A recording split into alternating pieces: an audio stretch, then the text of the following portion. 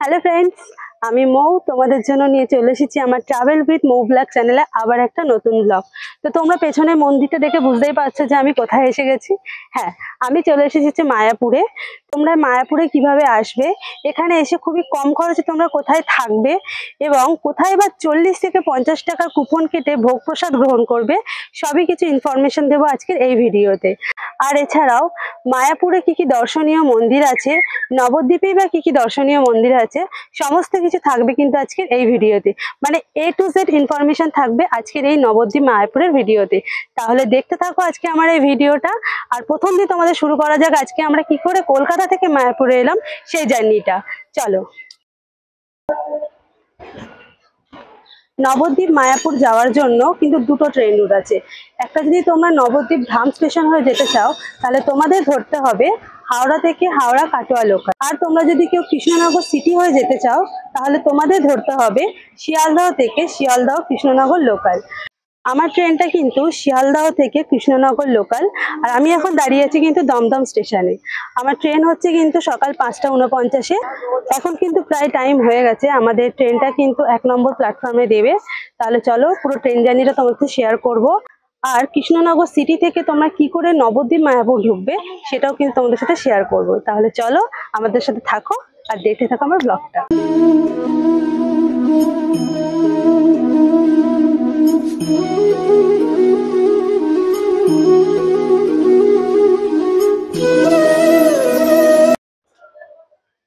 আমরা কিন্তু এবার চলে এলাম হচ্ছে কৃষ্ণনগর স্টেশনে। এবার এখান থেকে বেরিয়ে আমরা যাবো অটো স্ট্যান্ডে। অটো স্ট্যান্ড থেকে আমরা অটো ধরে যাবো হচ্ছে মায়াপুর ঘাট। চলো এবার দেখা হবে মায়াপুর ঘাটে পৌঁছানোর জন্য তোমাদের কিন্তু এই অটো স্ট্যান্ড থেকেই মাথাপিছু 30 টাকা ভাড়া দিয়ে মায়াপুর ঘাটে পৌঁছতে হবে। আর এই অটো স্ট্যান্ডটা কৃষ্ণনগর স্টেশনের 1 নম্বর প্ল্যাটফর্ম থেকে বেরোলেই তোমরা পেয়ে যাবে। আমরা এবার অটো থেকে নেমে চলে এলাম হচ্ছে মায়াপুর ঘাটে। আর আমাদের অটো ভাড়া মাথা পিছু নিয়েছিল কিন্তু 30 টাকা করে। এবার আমরা যাবো হচ্ছে এখানে মায়াপুর ঘাট থেকে নৌকা পার হয়ে ওপারে। তাহলে চলো ওপারে গিয়ে তোমাদের সাথে আবার কথা হচ্ছে। নদী পার হয়ে চলে এলাম এপারে।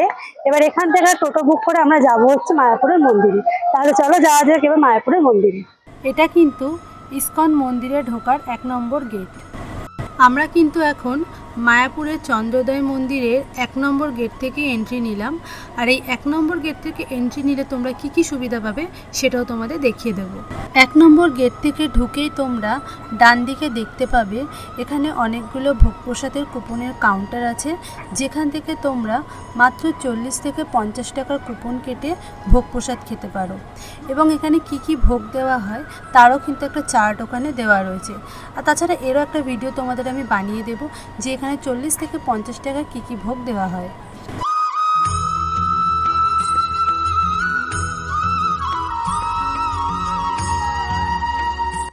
এক নম্বর গেট থেকে ঢুকেই তোমরা বাঁদিকে দেখতে পাবে অখণ্ড হরিনাম সংকীর্তন, যেখানে 24 ঘন্টায় কিন্তু হরিনাম সংকীর্তন চলে। তো চলো তোমাদের একবার সেটাও দেখিয়ে দিই।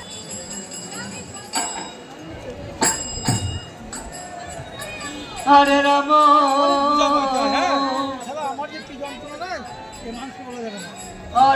এই যে তোমার পেছনে যে দুতলার ঘরগুলো দেখতে পাচ্ছ, এগুলো অ্যাকচুয়ালি যদি কেউ মনে করে যে আমরা মায়াপুরটা মাত্র একদিনে ঘুরে তারপর আমরা চলে যাব, এটা হচ্ছে সেই বিশ্রামালয় যেখানে তোমরা একটু বিশ্রাম নিতে পারো কিছুক্ষণের জন্য।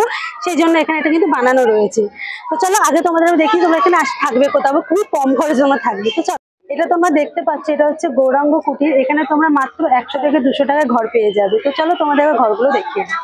এই যে পরপর যে বেড়ার ঘরগুলো দেখতে পাচ্ছ, এগুলো কিন্তু প্রত্যেকটা কিন্তু 100 টাকা করে ভাড়া মাত্র। মানে প্রত্যেক দিন এক এক দিনে তোমাদের মাত্র 100 টাকা করে ভাড়া। আর এগুলো কিন্তু প্রত্যেকটা কিন্তু কমন বাথরুম, এর সাথে কোনো কিন্তু অ্যাটাচ বাথরুম নেই। তাহলে চলো এবার তোমাদের আমি দেখাবো এই গৌরাঙ্গ কুটিরে মাত্র 200 টাকায় ঘর কোনগুলো। এই বেড়ার ঘরগুলোর পেছনে রয়েছে কিন্তু এই পাকা ঘরগুলো। মানে এগুলো প্রত্যেকটা কিন্তু কুটির টাইপের, আর এগুলোর প্রত্যেকটা কিন্তু অ্যাটাচ বাথরুম আছে। বন্ধুরা, আমরা এলাম হচ্ছে এবার নিত্যানন্দ কুটিরে। অ্যাকচুয়ালি গৌরাঙ্গ কুটিরে যত রুম আছে ওখানকার রুম বুকিং এর জন্য কিন্তু তোমাদের এই নিত্যানন্দ কুটিরে আসতে হবে, কারণ ওখানকার রিসেপশনে কিন্তু ওখানে রুম বুকিং করা হয় না, এখানে করা হয়। তাহলে চলো সবার আগে রুমের রিসেপশনে কথা বলি, কারণ এখানে কিন্তু সকাল 8টা পর্যন্ত রুম বুকিং করা হয়, তারপর কিন্তু রুম দেওয়া হয় না। তো আগে আমরা রিসেপশনে কথা বলি রুম কিছু খালি আছে নাকি। চলো।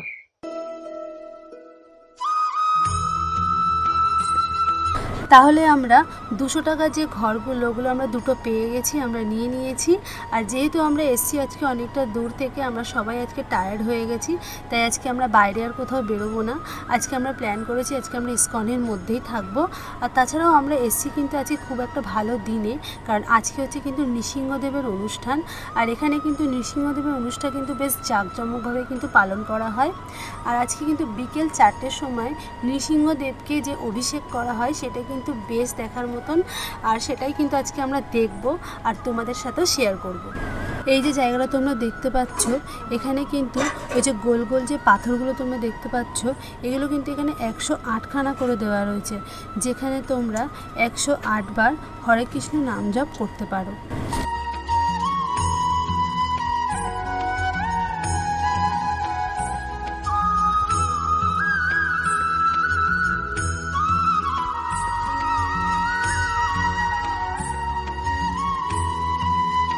আমরা কিন্তু চলে এসেছি বিকেল 4টের সময় চন্দ্রোদয় মন্দিরের সামনে। এখানে কিন্তু নৃসিংহদেবকে কিন্তু অভিষেক করানো হচ্ছে। আর যেহেতু ভিতরে ভিডিও ক্যামেরা অ্যালাউ নেই, তাই ভিতরে তোমাদের গিয়ে দেখাতে পারলাম না। বাইরে যেহেতু ওরা ভিডিও ক্লিপ একটা চালিয়ে রেখেছে, আমি সেটাই কিন্তু তোমাদের দেখিয়ে দিলাম।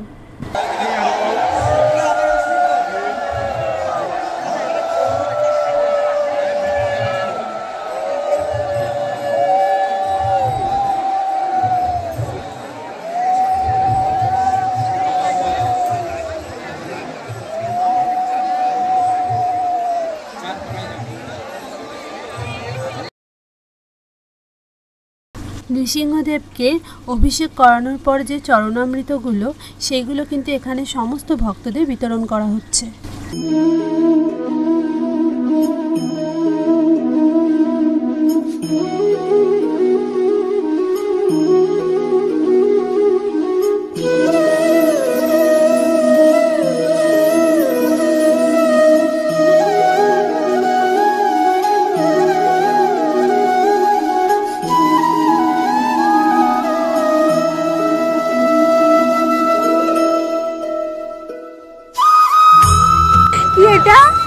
কি এটা?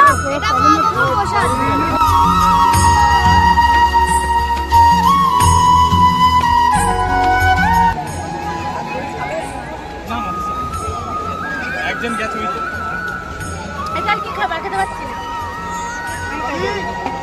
তো এটা যেটা দেখতে পাচ্ছি, এটা কিন্তু সেই পবিত্র সেই চরণামৃতটা, যেটা নৃসিংহদেবকে স্নান করানোর পর ওনাকে আমাদের সমস্ত ভক্তদের কিন্তু এটা দেওয়া হচ্ছে। দেখতেই পেলে আমি তোমার দেখালাম যে কি সুন্দর মাটির তলা দিয়ে পাইপ সিস্টেম করে সমস্ত চরণামৃতটা এনে সমস্ত ভক্তদের বিতরণ করা হচ্ছে।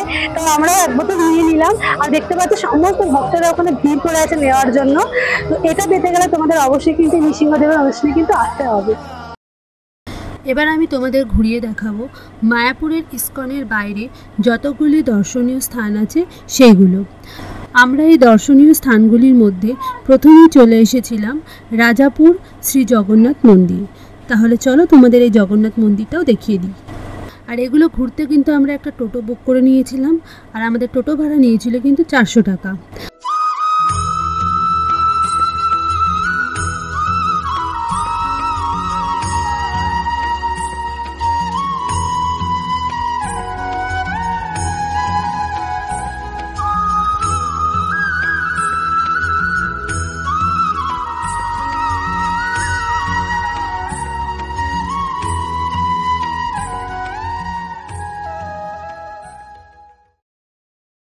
জগন্নাথ মন্দির থেকে বেরোনোর পর তোমরা পেছন দিকে আরও কিছু দর্শনীয় স্থান পেয়ে যাবে, চাইলে তোমরা সেটাও দেখে নিতে পারো। তাহলে চলো আমরাও তাহলে সেটা একবার দেখে নিই।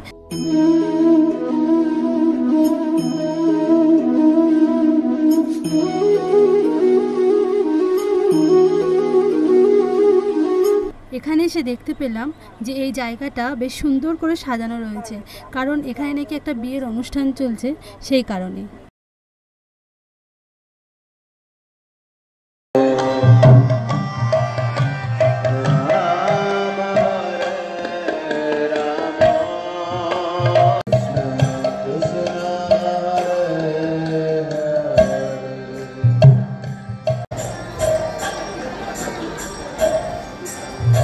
আমরা এবার চলে এলাম ভক্তশ্রী চাঁদগাজির সমাধি। আর এখানে যে চাপা গাছটাকে তোমরা দেখতে পাচ্ছ, এটা কিন্তু মহাপ্রভু নিজের হাতে রোপণ করেছিলেন। এবার আমরা চলে এলাম মায়াপুর শ্রী চৈতন্য মঠ। এটা কিন্তু আমরা ঢুকেছি কিন্তু এই মঠের 2 নম্বর গেট থেকে। এর কিন্তু 3টে গেট আছে, 1 নম্বর গেট, 2 নম্বর গেট, 3 নম্বর গেট। আমরা কিন্তু 2 নম্বর গেট দিয়ে ঢুকছি। এখানে কিন্তু দেখার কিন্তু অনেক কিছু আছে, যেমন রাধাকুণ্ড, শ্যামকুণ্ড, গোবর্ধন পর্বত, এছাড়া আরো অনেক কিছু আছে। তো তোমাদের চলো দেখিয়ে দেবো সেটা।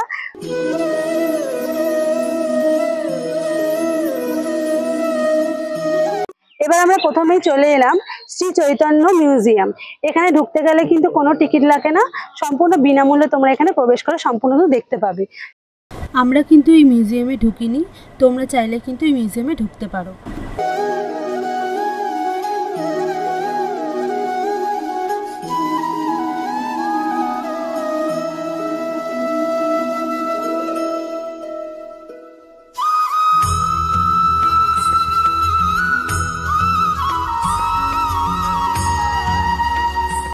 এবার আমি তোমাদের দেখাবো রাধাকুণ্ড, শ্যামকুণ্ড আর গোবর্ধন পর্বত।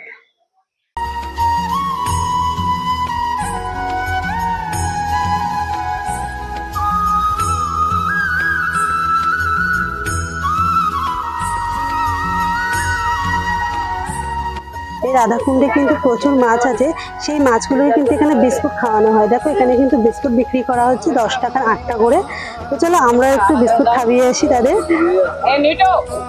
মাছগুলোকে বিস্কুট খাওয়াবে।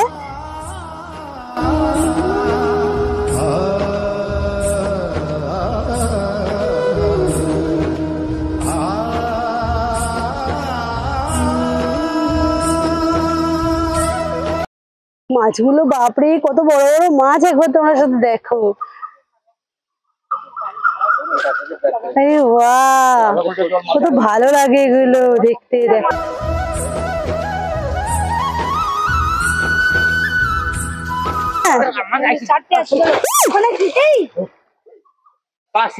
ওখানে শ্যাওলা আছে, আসলে ওখানে বুঝতে পারিনি।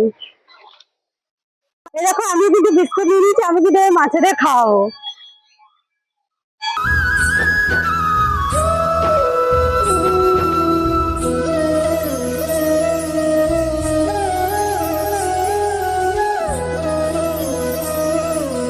এবার যেমন হচ্ছে গোবর্ধন পর্বত, এই গোবর্ধন পর্বতটাকে আমরা কিন্তু এবার প্রদক্ষিণ করবো।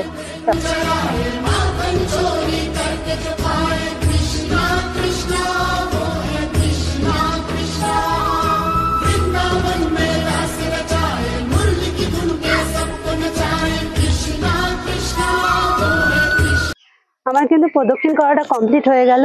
এবার আমরা যাবো শ্যামকুণ্ডতে। এই যে পেছনে গোবর্ধন পর্বতটা দেখছো, এই গোবর্ধন পর্বতের ঠিক এর পেছন দিক দিয়ে যে রাস্তাটা গেছে, এই রাস্তাটা পুরো একদম কিন্তু রাধাকুণ্ডকে প্রদক্ষিণ করে শ্যামকুণ্ডের দিকে চলে গেছে। এটা কিন্তু নতুন রিসেন্ট বানিয়েছে এই পাকা করে রাস্তাটা। তোমাদের আমি সেটা দেখাতে নিয়ে যাব। চলো, কিন্তু এই রাস্তাটা ধরে ঠিক এখান থেকে চলে গেছে। এই যে এই রাস্তাটা এখান দিয়ে যাবে হচ্ছে শ্যামকুণ্ড। রাধাকুণ্ডের ওখান থেকে এই রাস্তা দিয়ে আমরা চলে এলাম কিন্তু আমরা শ্যামকুণ্ডের কাছে। পেছনে দেখতে পাচ্ছ এটা কিন্তু শ্যামকুণ্ড। এবার শ্যামকুণ্ডে যাওয়ার জন্য এখান দিয়ে যে পাকা রাস্তাটা দেখতে পাচ্ছ, এখান দিয়ে আমরা সোজা ওখান দিয়ে চলে যাব কিন্তু শ্যামকুণ্ডের ওখানে। চলো তাহলে আমরা যাওয়া যাক। এই হচ্ছে পুরো শ্যামকুণ্ড।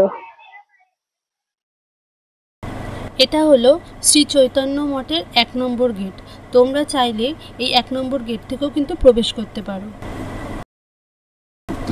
এরপর আমাদের পরের দর্শনীয় মন্দিরটি হলো শ্রী শ্রীবাস অঙ্গন।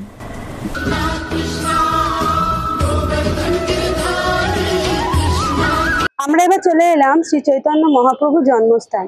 তো এটা নিয়ে কিন্তু এখন একটা মতবাদ রয়েছে যে শ্রী চৈতন্য মহাপ্রভুর জন্মস্থানটা অ্যাকচুয়ালি নবদ্বীপে না মায়াপুরে। কিন্তু আমি যতদূর জানি শ্রী চৈতন্য মহাপ্রভুর জন্মস্থান কিন্তু নবদ্বীপেই। তো যাই হোক, সেটা নিয়ে আমার কোনো মাথা ব্যথা নেই। এর ভেতরে কিন্তু ভিডিও ক্যামেরা কিছু অ্যালাউ করা ছিল না, তবু এখানে একটা ছোট নাম কীর্তন হচ্ছিল, আমি সেই ভিডিওটা একটু তুলতে পেরেছি। আর তার একটা ফটো ক্লিকও তোমাদের দেখিয়ে দিলাম। মায়াপুরের দর্শনীয় স্থানগুলির মধ্যে এটাই ছিল আমাদের লাস্ট মন্দির। এরপর আমরা চলে গেছিলাম ইস্কনে। এবার আমি ইস্কনে তোমাদের দেখাবো ওখানে 50 টাকার কুপনে কী কী ভোগ প্রসাদ পাওয়া যায়। আমি কিন্তু চলে এলাম এবার সুলভ ভোজনালয়। তোমাদের যে টিকিট কাউন্টারটা দেখিয়েছিলাম ভোগ প্রসাদের, সেখান থেকে কিন্তু আমি একটা 50 টাকার সুলভ ভোজনালয়ে একটা টিকিট কেটে নিয়ে আমি চললাম ভোগ প্রসাদ খেতে।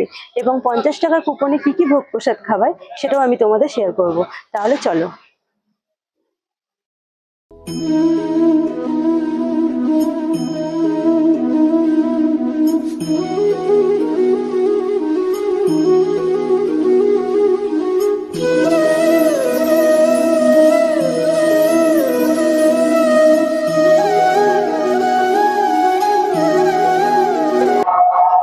টাকার কুপনে আমরা কি কি ভোগ প্রসাদ পেলাম চলো দেখে নেওয়া যাক।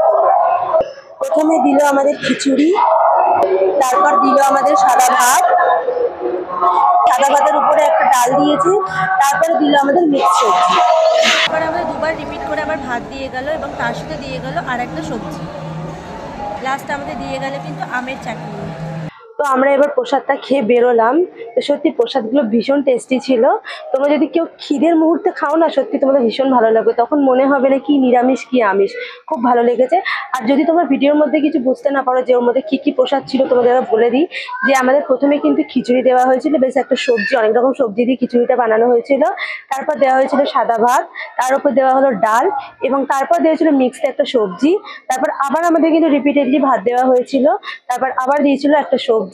শেষ পাতে ছিল আমের চাটনি, যেটা সত্যি কথা আমের চাটনিটা খুব সুন্দর হয়েছিল। আমার তো মনে হয় আরেকবার নেওয়া চাইলে তোমাদের আবারও দেওয়া হতো, কিন্তু আমি আর চাইনি, আমার আর প্রয়োজন পড়েনি। তোমরা পারলে রিপিটেডলি আবার নিতে পারো। তাহলে চলো, এবার আমাদের খাওয়া কমপ্লিট হলো। আর তোমাদের আর একটা জায়গায় আমি নিয়ে যাচ্ছি যেখানে তোমাদের বিনামূল্যে কিন্তু প্রসাদ খাওয়ানো হয়, সেখানেও নিয়ে যাব। তাহলে চলো। এটা হলো অন্নদান কমপ্লেক্স। এখানে কিন্তু বিনামূল্যে প্রসাদ খাওয়ানো হয়।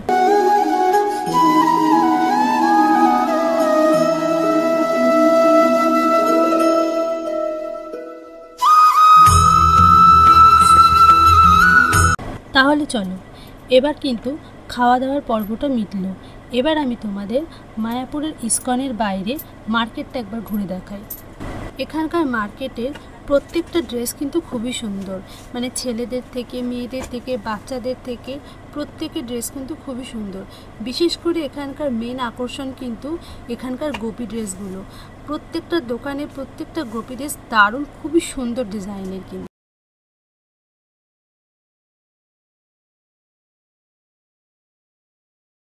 তাহলে ফ্রেন্ডস, আমার এই মায়াপুরের প্রথম পর্বের ব্লগটা আমি এখানেই শেষ করলাম। এরপর তোমাদের জন্য নবদ্বীপে যেসব দর্শনীয় মন্দিরগুলো আছে, এছাড়াও মায়াপুরের ইস্কনের মধ্যে আর যে মন্দিরগুলো এখনও পর্যন্ত বাকি রয়ে গেছে, তোমাদের দেখানো হয়নি, সেইগুলো নিয়ে খুবই শীঘ্রই আমার দ্বিতীয় পর্বের ব্লগে আসছি। তাহলে এখনকার মতন টাটা।